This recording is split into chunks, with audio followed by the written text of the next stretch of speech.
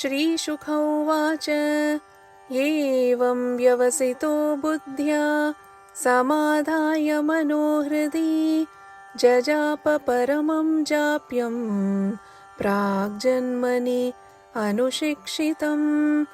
गजेन्द्र उवाच नमो भगवते तस्मै यतयेतच्चिदात्मकं पुरुषाय आदिबीजाय परेशायाभिधीमहि यस्मिन्निदं यतश्चेदं येनेदं यइदं स्वयं योऽस्मात् परस्माच्च परः तं प्रपद्ये स्वयंभुवम्। यस्वात्मनीदं निजमाययार्पितं क्वचित् विभातं क्व च तत्तिरोहितम् अविदधृक् साक्षुभयं तदीक्षते स आत्ममूलो अवतु मां परात्परः।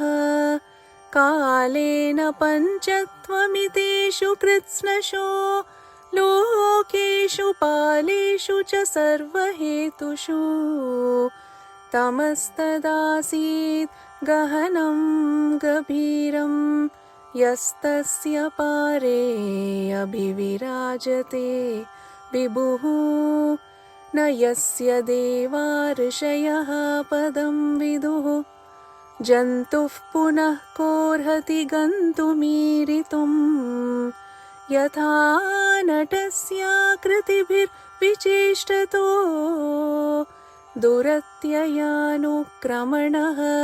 समावतु दिदृक्षवो यस्य पदं सुमङ्गलं विमुक्तसङ्गाः मुनयः सुसाधवः चरन्त्यलोकाव्रतमव्रणं वने भूतात्मभूताः सुहृद समे गतिः न विद्यते यस्य च जन्म कर्म वा न नामरूपे गुणदोष एव वा तथापि लोकाप्ययसम्भवाय यः स्वमायया तानि अनुकालमृच्छति तस्मै नमः परेशाय ब्रह्मणे अनन्तशक्तये अरूपायोरुरूपाय नमः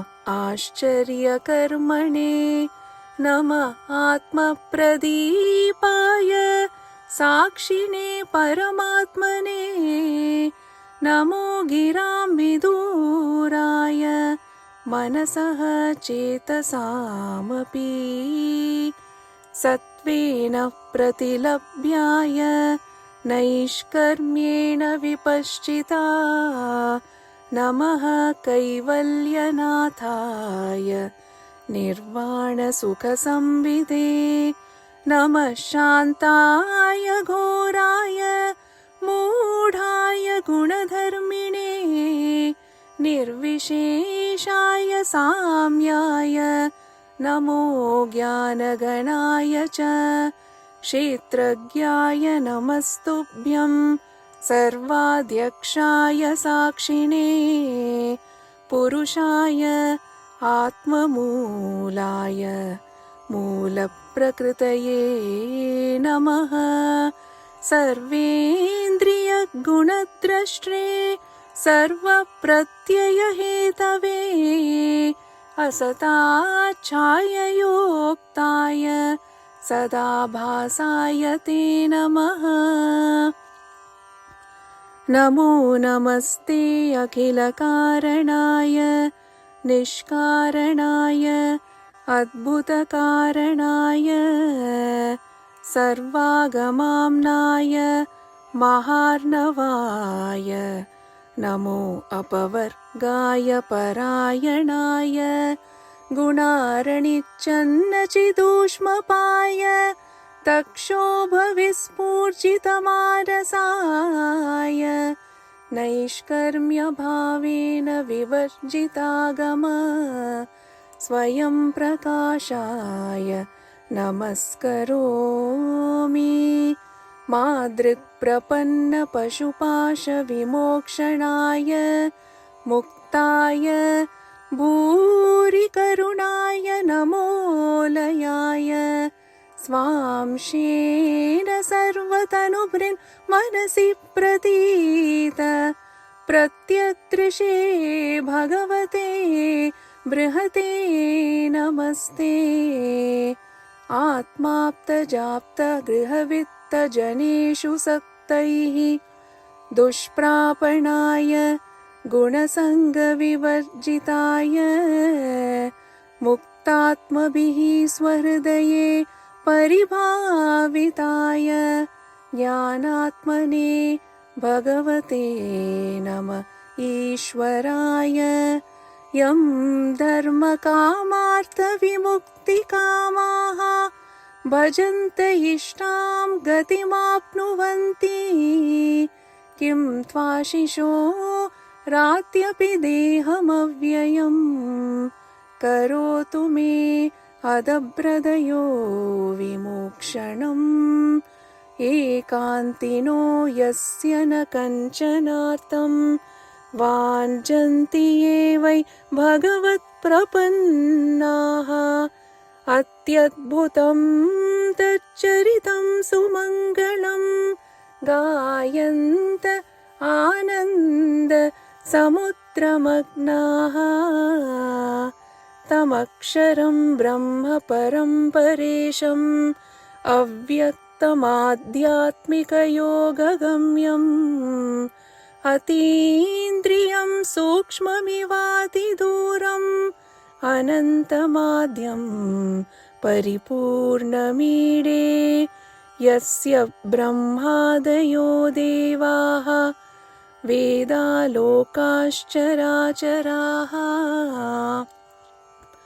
नामरूपविभेदेन फल्व्याच कलया कृताः यथार्चिषो अग्नेः सवितुर्गभस्तयो निर्यान्ति संयान्ति असकृत्स्वरोचिषः तथा यतोऽयं गुणसम्प्रवाहो बुद्धिर्मनः खानि शरीरसर्गाः स वै न देवासुरमर्त्यतिर्यं न स्त्री न षण्ढो न पुमान्न जन्तुः नायं गुणः कर्मण सन्न चासन्न निशेषदेशो जयतात् अशेषः जिजीविषेणाहमिहामुया किम् अन्तर्बहिश्चावृतये भयोऽन्या इच्छामि कालेन न यस्य विप्लवः तस्यात्मलोकावरणस्य मोक्षम् सोऽहं विश्वसृजं विश्वम् अविश्वं विश्ववेदसं विश्वात्मानम् अजं ब्रह्म प्रणतोऽस्मि परं पदम् योगरन्धितकर्माणो हृदि योगविभाविते योगिनो यं प्रपश्यन्ति योगेशं तं नतोऽस्म्यहम् नमो नमस्तुभ्यमसह्यवेग शक्तित्रयाय अखिलदिगुणाय प्रपन्नपालाय दुरन्तशक्तये कदिन्द्रियाणाम् अनवाप्यवर्त्मने नायं वेदस्वमात्मानं यच्छक्त्याहं धिया हतं तं दुरत्ययमाहात्म्यं भगवन्त मतोऽस्म्यहम्।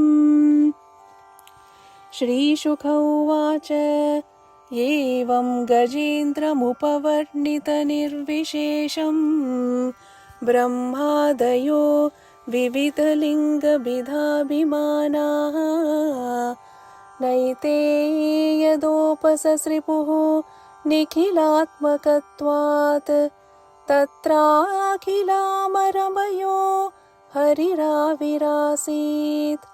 तं तद्वदार्थमुपलभ्य जगन्निवासः स्तोत्रं निशम्य दिविजैः सह संस्तुवद्भिः छन्दोमयेन गरुडेन समुह्यमानः चक्रायुधो अभ्यगमदाशु यथो गजेन्द्रः सोऽन्तः सरस्युरुबलेन गृहीतार्थो दृष्ट्वा गरुत्मतिहरिं कौपात्तचक्रम् उत्क्षिप्य साम्बुजकरं गिरमाह कृच्छ्रात् नारायणाखिलगुरो भगवन्नमस्ते नारायण अखिलगुरो भगवन्नमस्ते नारायण अखिलगुरो भगवन्नमस्ते तं वीक्ष्य पीडितमजः सहसावतीर्य सग्राहमाशु सरसः कृपयोज्जहार ग्राहात् विपाटितमुख दरिणा गजेन्द्रं सम्पश्यतां हरिरमु मुचदुस्त्रियाणाम् श्रीहरये नमः श्रीहरये नमः श्रीहरये नमः गोपिका जीवनस्मरणं गोविन्द गोविन्द सद्गुरुनाथ महाराज की जय। गजेंद्र स्तुति श्रीमद् Bhagavatam Canto 8 Chapter 3. Gajendra was the king of the elephants. One calm day, while standing in a lake with his herd, a strong crocodile suddenly caught his leg. Gajendra tried with all his strength to pull himself free, but he could not escape. Slowly his strength became less, and he understood that his own power was not enough to save him. At that moment of great danger, something deep inside him awakened, a memory from a long time ago. Long ago, he had once been a human king named Indradyumna, and in that life he had learned a sacred prayer to the Supreme Lord. That prayer now came back to him. With the little strength he had left, Gajendra lifted his trunk toward the sky and began to pray, not only with words, but with his whole heart. Shri Shukha uvacha evam vyavasito buddhya samadhaya manohridi jajapa paramam japyam pragjanmani anushikshitam. Sage Shuka said, after this, Gajendra focused his mind calmly and clearly. He began to chant the sacred prayer he had learned long ago in his previous life as King Indradyumna. By the mercy of the Supreme Lord, he was able to remember it at exactly the moment he needed it. Gajendra uvacha Om Namo Bhagavate Tasmai Yatayetacchidatmakam Purushaya Adibijaya Pareshaya Bhidhimahi. Gajendra, the king of the elephants, said, I offer my respect to the Supreme Person Vasudeva. Om Namo Bhagavate Vasudevaya. Because of him, this body is alive, for he is the source of the spirit within. He is the origin of everyone. Even great beings like Brahma and Shiva worship him. He is present in the heart of every living being. I wish to meditate on him. Yasminnidam yataschidam yenedam yaidam swayam yosmat parasmacha paraha tam prapadye swayam bhuvam. The Supreme Lord is the foundation of everything. Everything is made from him, and everything is created by him. He is the only real cause of the entire universe. At the same time, he is different from both the cause and the creation. He is complete and needs nothing from anyone. I offer my full surrender to that Supreme Personality of Godhead. Yasvatmanidam nijamayayarpitam क्वचित् विभातं क्वचिदतिरोहितम् अविददृक् साक्षुभयं तदीक्षते स आत्ममूलो अवतु मां परात्परः. The Supreme Lord uses His own power to create the universe, and at the right time He also makes it end. He is the first cause of everything and the final result of everything. He sees all things and is present as a witness everywhere. Because of this, He is beyond all material things. May that Supreme Lord protect me. Kalena panchatvamitishu kritsnasho lokeshu paleshu cha sarvahetushu tamastadasid gahanam gabhiram यस्तस्य पारे अभिविराजते विभुः. When the right time comes, everything in the universe is destroyed. The planets, the rulers of the planets, and all the powers that keep them moving. After that, everything becomes completely dark. But above that darkness is the Supreme Personality of Godhead. I take shelter at His feet. न यस्य देवा ऋषयः पदं विदुः जन्तुः पुनः कोर्हति गन्तुमीरितुम् यथा नटस्याकृतिभिर्विचेष्टतो दुरत्ययानुक्रमणः समावतु. Just as people watching a dancer on a stage cannot fully know who he really is behind his costume and movements, in the same way, even great demigods and wise sages cannot fully understand the Supreme Lord. Those with less intelligence understand even less. No one, not the demigods, not the sages, and not ordinary people, can truly describe the Lord's real nature. May that Supreme Personality of Godhead protect me. दिदृक्षवो यस्य पदं सुमङ्गलं विमुक्तसङ्गाः मुनय सुसाधवः चरन्त्यलोकाव्रतमव्रणं वने भूतात्मभूताः सुहृदः समे गतिः. Great sages and holy people who are kind to all living beings and who live peacefully in the forest following the vows of brahmacharya, vanaprastha and sannyasa, all desire to see the beautiful lotus feet of the Supreme Lord. May that same Supreme Personality of Godhead be the true goal of my life. Na vidyate yasya cha janma karma va na nama rupe gunadosha eva va tathapi lokapyaya sambhavaya yaha स्वमायया तानि अनुकालमृच्छति. The Supreme Lord is not born like ordinary people. He has no material body, name, or actions, and no faults. He is completely spiritual and beyond this world. When the world needs help or guidance, He comes in different forms. He appears to protect, guide, and fulfill His purpose in creation and destruction.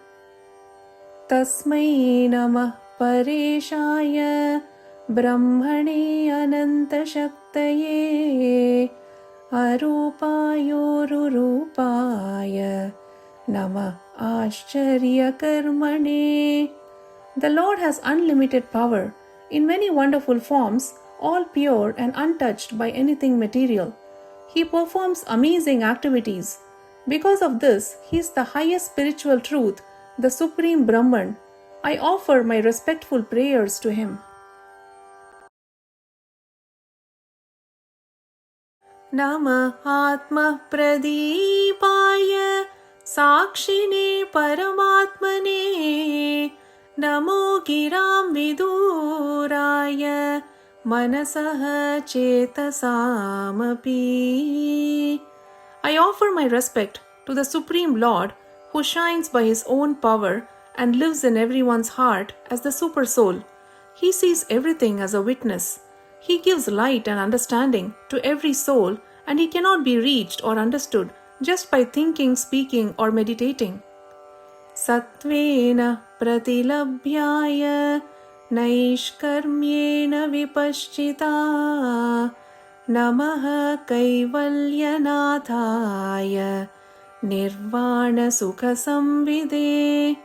The Supreme Lord is understood by pure devotees who practice bhakti yoga with love and devotion.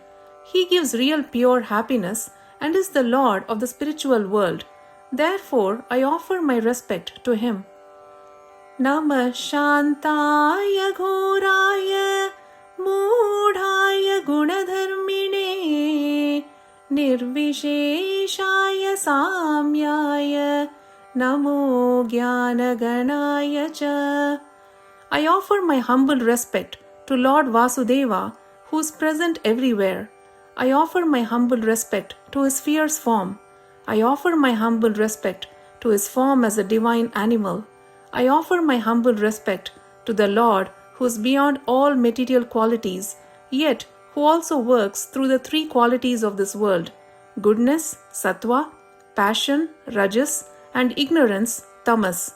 I offer my humble respect to the Lord who is equal to all living beings and treats everyone with fairness and love. I also offer my humble respect to the impersonal Brahman, the shining spiritual light that comes from him.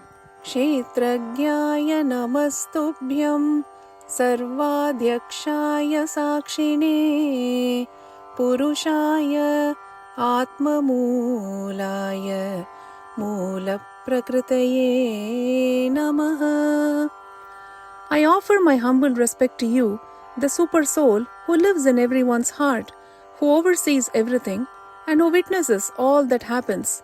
You are the Supreme Person, the source of material nature and all material energy. You are also the owner of every material body. Because of this, you are the perfect and complete Supreme Being. Sarvendriya gunadrashtre sarva pratyaya hetave asata chaya yoktaya sada bhasaya te namaha. My Lord, you see everything that the senses try to reach or understand. Without your mercy, no one can remove their doubts or find real clarity. This material world is like a shadow that reflects you. People think the world is real because it gives a small hint of your true existence. Namo namaste akhila karanaya nishkaranaya adbhuta karanaya sarvagamamnaya maharnavaya namo apavargaya parayanaya. My Lord, you are the cause of everything, yet you have no cause. You are the wonderful source of all that exists. I humbly respect you, who protect Vedic knowledge and are the source of the teacher-student tradition. Since only you can give liberation, you are the true shelter for all devotees. I offer my respectful homage to you. Gunarannichana chidushmapaya takshobha vispurjita manasaya naishkarmya bhavena vivarjitagama swayam prakashaya namaskaromi. My Lord, just as fire is hidden inside the arani wood, your unlimited knowledge is covered by the material modes of nature, sattva, rajas, and tamas. But your mind is never influenced or distracted by these modes. Those who are advanced in spiritual understanding are not bound by the Vedic rules meant for people on the material path. Because such souls are beyond material nature, you personally reveal yourself within their pure hearts. Therefore, I offer my humble respect to you. Madrik prapanna pashupasha vimokshanaya muktaya भूरि करुणाय नमोलयाय स्वांशेन सर्वतनुभृन् मनसि प्रतीत प्रत्यग्दृशे भगवते बृहते नमस्ते. I am like a helpless animal who has surrendered to you, and you are completely free and liberated. I am sure that you will save me from this dangerous situation. Because you are full of mercy, you are always trying to protect me. As Paramatma, you live in the hearts of all living beings. You are pure spiritual knowledge and without any limit. I offer my humble respect to you, the Supreme Personality of Godhead. आत्माप्तजाप्तगृहवित्तजनेषु सक्तैः दुष्प्रापणाय गुणसङ्गविवर्जिताय मुक्तात्मभिः स्वहृदये परिभाविताय ज्ञानात्मने भगवते नमः ईश्वराय. My Lord, those who are free from material desires always think of you deeply in their hearts, but you are very difficult to reach for people like me who are too attached to our own thoughts, our home, family, friends, money, and comforts. You are the Supreme Personality of Godhead, untouched by the modes of nature. You are the source of all true knowledge and the highest controller. Therefore, I offer my humble respect to you. यं धर्मकामार्थविमुक्तिकामाः भजन्त इष्टां गतिमाप्नुवन्ति किं त्वाशिषो रात्यपि देहमव्ययम् करोतु मे अदप्रदयो विमोक्षणम्. When people worship the Supreme Lord, He gives them whatever they desire, whether it is faith, success, happiness, or even liberation. So what more can be said about His blessings? Sometimes the Lord is so kind that He even gives a spiritual body to those who sincerely worship Him. That same unlimitedly merciful Supreme Lord, I pray that He protects me from this danger and also frees me from this material life. Ekantino yasya na kanchanartham vanchanti evai bhagavat prapannaha atyadbhutam taccharitam sumangalam gayanta ananda samudramagnaha. Pure devotees want nothing except to serve the Lord. They worship Him with complete surrender and always hear and talk about His wonderful deeds. By doing this, they live in deep spiritual happiness. Such devotees never ask the Lord for any reward. But I am in danger, so I pray to the Supreme Lord for help. Tamaksharam Brahma Param Paresham Avyaktamadhyatmikayogagamyam Atindriyam Sukshmamivaatiduram Anantamadyam Paripurnamide. I pray to the Supreme Lord who lives forever and cannot be seen with material eyes. He is the Lord for all great beings, including Brahma, and can be reached only through pure devotional service. He is very delicate and spiritual, beyond the reach of my senses and beyond all material understanding. He is unlimited, the original cause of everything and perfect in every way. I offer my humble respect to Him.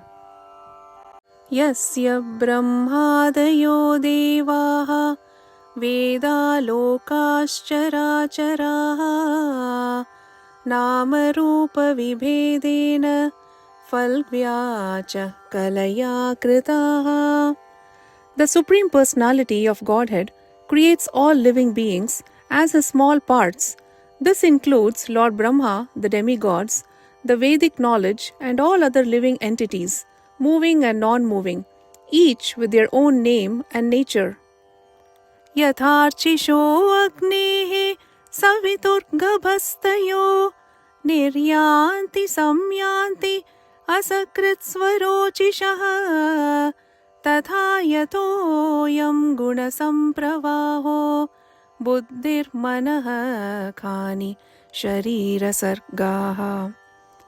Just as sparks come from a fire and sunlight comes from the sun and then return to their source, everything in this world comes from the Lord and finally returns to Him.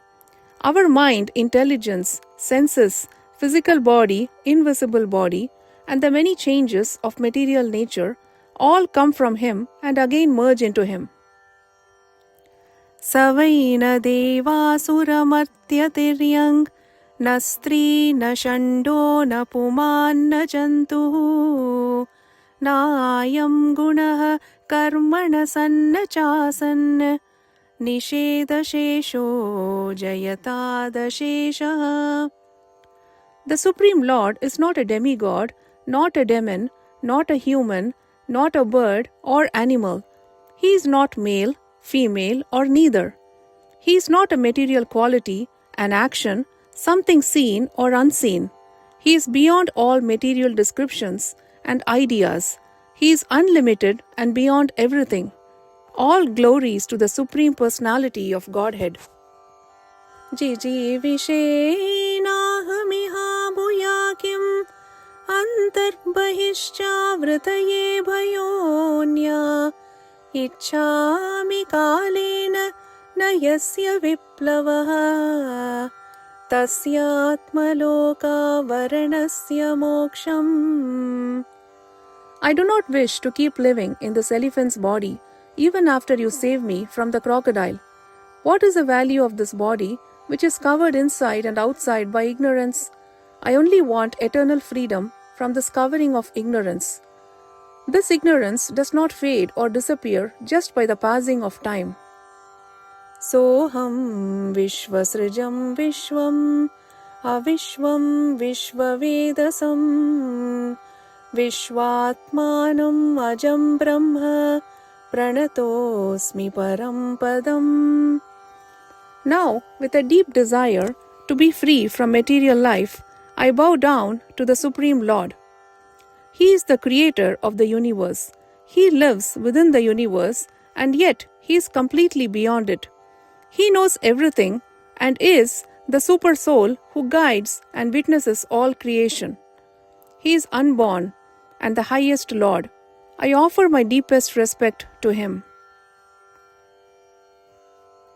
Yogarandhita karmano hridi yoga vibhavite yogino yam prapashyanti Yogesham tam natosmyaham. I offer my humble respect to the Supreme Lord, the Super Soul, and the Master of all mystic yoga. Perfect yogis who become pure and free from the results of their past actions through Bhakti Yoga are able to see Him deep within their hearts. I again offer my humble respect to Him. Namo namastubhyam asahya vega shaktitrayaya akhiladi gunaya prapannapalaya duranta shaktaye kadindriyanam anavapya vartmane. My Lord, You control all power. You are the source of true happiness and the protector of everyone who takes shelter in You. Your strength is unlimited. But those who cannot control their senses cannot come close to You.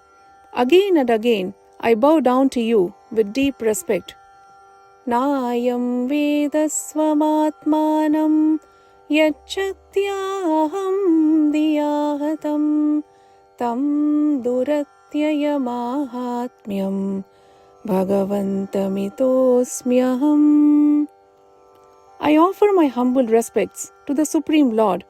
By His illusionary energy, the living being who is actually a part of God forgets his true identity and thinks, I am this body. I take shelter of that Supreme Lord whose greatness is very difficult to fully understand.